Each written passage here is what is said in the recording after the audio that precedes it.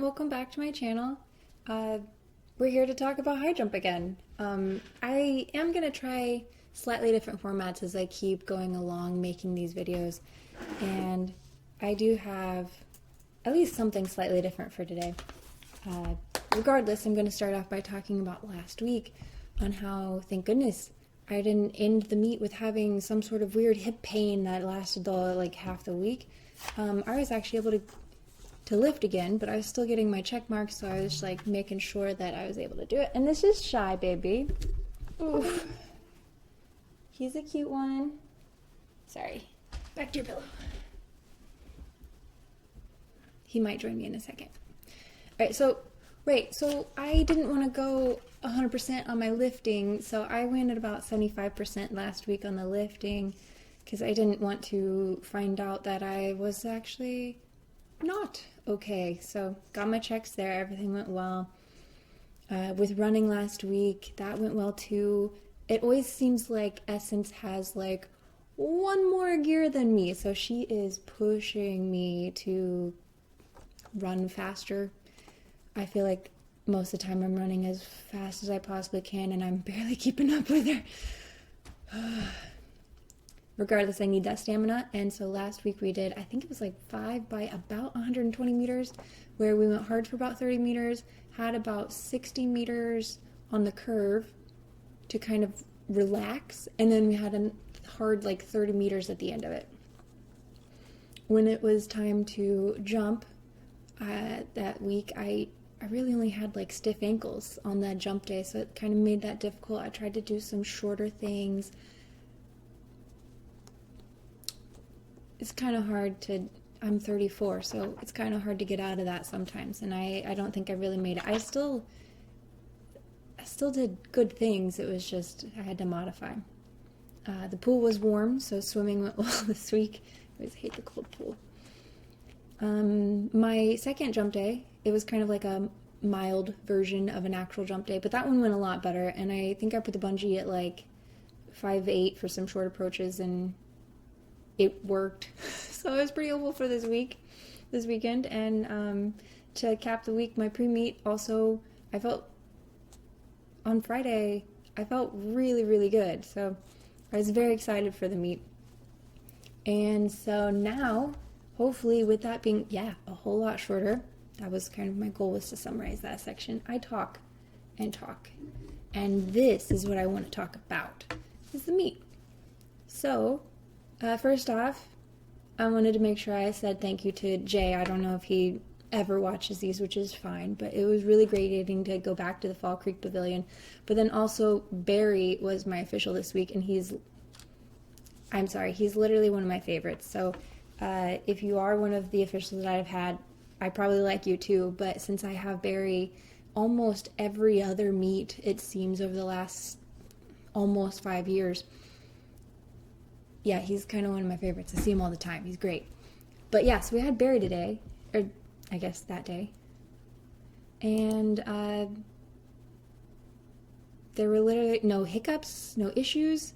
Everything worked exactly, all the bar heights, and I mean, we had a lot of bar heights. I think the competition started in the 1.4s and then ended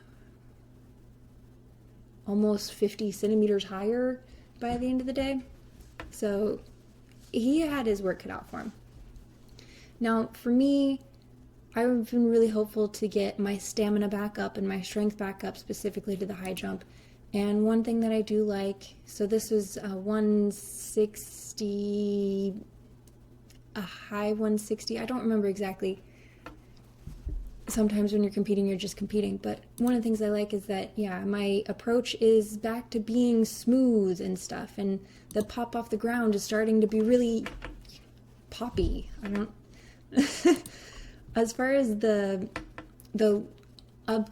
opening bars go, I try to find a height that is like a confidence builder, but also it's been a half an hour since I got to take my warm-up jumps, so I might want to start like one bar lower than what I kind of would want to start at, just to get,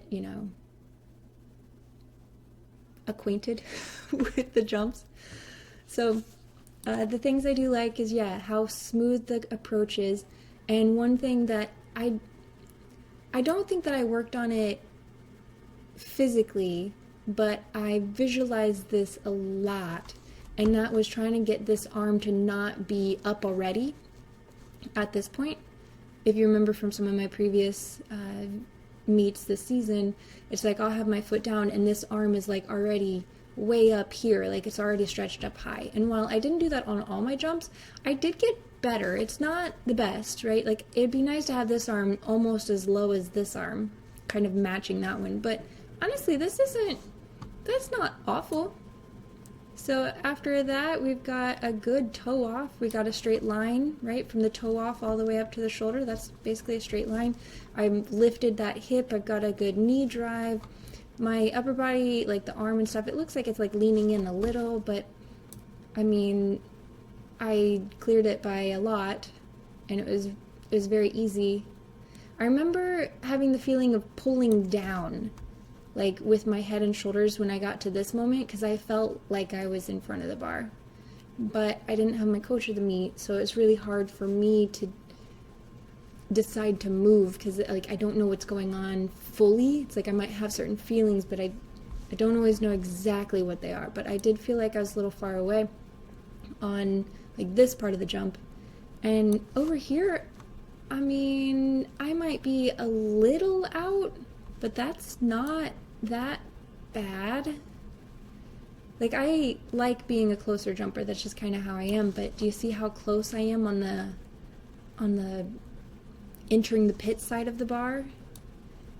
It was hard for me to not touch it, even though I had that much height over it. So then the hit and the roll. All right, let's see. Also, my dad was my videographer, and so he missed one of my jumps. And that's okay. I thanked him so much for just like helping me out in general by being there and being willing to come over onto the track side. I think that's Nari. Could be. It's a little grainy, so I might check in with her and be like, I didn't know it. I didn't know she was there. Okay, so anyway, back at the jumps. Right, good speed, good lean into the curve. There's, honestly, if you're watching right about step 9, there seems to be a little hitch. Like a small one, but not awful. Alright. Yeah, it's like a little step out. And see, this is what I'm talking about. I know that this was a jump that I didn't do the greatest at. You see, like, my arm is already at, like, my head and forehead. It's like I just put my foot down and my arm is already up, and it's like it just kind of stays up there. Kind of like leans in a little. Toe off on takeoff, straight line up. That's one of the things I look for. The hip is being lifted. You kind of see that just by my clothes, I guess, and my knee height. Going over the bar. Again, I was kind of close to it on the back end of it. Had all that early height. And then, again, just kind of really close to it. I remember having that feeling of, I think I said that earlier, really pulling hard on this side. And as you can see, when I pull hard into the, it kind of is a bit of a backflip. I'm not completely straight lined, but like I am really inverted. So the frustrating point again is that yes, one of those jumps were not there. So we missed the jump that was right about the, I think it was 175, 176 kind of bar. So this is my first attempt at 179, and I would like to clear this bar again. I've been jumping at it this whole season in terms of it's been my last bar, but I keep missing it by just a tiny bit. So my first attempt, you can see, yeah, again, my arm and my shoulder, all of that is a little bit lower. It's not matching back here, but it's also not like up here already. So that is getting better. And moving through this takeoff, it's decent.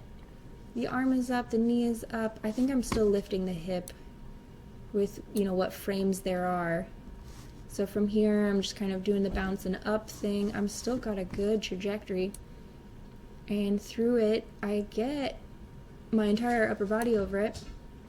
But I'm no longer peaking in front of the bar. Like the earlier jumps, I was definitely peaking in front of the bar. This one, I'm kind of over the bar. And my butt falls down on it. But you can also see I'm not inverted anymore. I'm landing more of my back. So something was definitely different on that one. Let's see. Yeah, this one? Yeah, sorry, it changed up a little bit. So, on this one, this must be the one that I felt like I almost on the takeoff, like was already starting to throw my head and shoulders back. I remember telling myself I really needed to try to drive and hold my knee up, and I think what happened here, cause and effect, made all of this part dive in at the bar. And if we watch that, it's like, yeah, I really tried hard to hold that knee up, but already here, like you can see, my chin is tipping. I don't think it should be tipping that much yet. And you see, it's like I'm not even gone up, and already I've thrown my head back, which now that's caused my foot to come out. And I kind of just hit it with everything early. My lower half was right there. It was close, but I don't know if it would have made it. Alright, so this is my last attempt. And I was just like, I gotta clean it back up. I've got to go back to like all those little things. I've got to do it right. So, in this one, I really got back to a good run. I was really thinking about a really powerful step 9 pushing into step 10 to get a nice reaction out of it. And again, let's see, we've got the foot down. Like, yeah, see, this arm is like down and I'm about to put my foot down. Like already, I made a little bit of progress in that. And like I said, I just thought about it, visualized it. That, right, is right by my chest. I mean, it was by my forehead and above before that, and it's down a little. So that should give me a little more force up with that free arm. Going through all of this. Yeah, nice straight line. Like you can tell I wanted it, and I got most of my body over it. It's like, look at all that height, right? Like, how can I miss it? I'm inches over it. Except for I just touched it with my butt. And there it goes. Yeah. Alright, so I'm not entirely sure what my next takeaway is yet. I need to talk to my coach about a couple things. I need to make a plan for this upcoming week as well, because I don't have one set in stone yet. In general, I'm really excited about what can happen to this, because in not making the height that I really want to make for several meets in a row, that usually fuels the fire to get back in and get everything running up again. I mean, oh, sorry, we've got a mango. Oh, come on, mango, you can do it. You can do it. All the way. All the way, baby. I think you just woke up from a nap, and hopefully we don't hear some meows here soon, because it looks like it's playtime. Hey, I'm sorry, I just had a little cat attack, so I had to redo this little section. Okay, so this is Emma. She goes to school at a place where I guess her coach is one of my friends. So we've been talking about her and what she's up to, and just here recently, Emma and I started out also having a little conversation about the high jump. And so in that conversation, she sent me a video, and I did ask if it was okay, and she said yes. So with this segment, what I'd like to do is try to do before and afters, or bring up athletes and talk about things that they are currently working on. So Emma is, I believe, picking spots at random almost, or a different spot each day to start her approach. At least that's kind of what I've gathered. And to me, a lot of younger athletes do that. Not very many high schoolers use tape measures, and that's okay. But in picking a different spot each time, you lose the consistency aspect. And consistency is kind of key to the high jump. You want to make your approach be so easy and so muscle memory that you don't have to think about it. You don't have to question the approach. You can get the timing down exactly the way you want it. And so we'll watch Emma, and then we'll talk about a couple other things. First thing I notice are these European bounds. For the most part, I've only ever seen Europeans have all of this like bounding work into the rest. She has good speed and she has a quick takeoff. She does gain a lot of speed or at least momentum in those bounds, and then translate that momentum into speed on the curve. And then she's very poppy, right? She's got a really good tendon response on the takeoff. So I do like those things about her jump. So some things that I'm hopeful that she's able to clean up a little bit as she redoes her approach. And honestly, coaches don't always go into this level of detail because sometimes you can make athletes overthink things. So I'm hopeful that she doesn't start to overthink things. I'm hopeful that you're able to start to see the process that athletes and coaches work on together, such as coaches are saying, we need to work on your approach. But what they don't say are some of the other things that they're hopeful that the new approach will also clean up. And so I think consistency will be able to help her out on her approach with a couple other things. And I'm going to point them out. But again, I really don't want Emma to overthink these things. We want them to kind of clean up and fix themselves. Like some things might need a little more help than others, but the approach being reworked first is probably a good idea. So she's got her arms in front of her here. And one of the first things is that she starts to cross her arms. So like right here, her arm is literally across her body once she starts her curve. She starts a curve on the correct step. Like, you know, she's going straight. She hits that fifth step, the outside, and then like you can already see that she's wanting to lean. But I do think that she could achieve a little more lean on this curve. And this step right here is a little bit of an out step.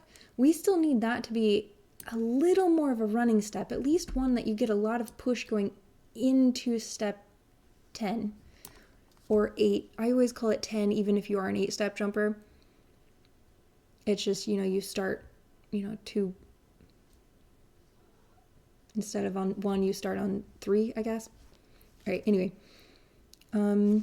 And then the last thing that I think she could handle, a new approach might be able to handle for her is this incoming angle. She's really straight onto the pit. A lot of athletes are really like parallel to the pit. She is running really straight onto pit. And one of the things that I'm seeing that does to her is it's almost impossible for her to go straight up. You can see how both of her arms and her head are all leaning at the bar.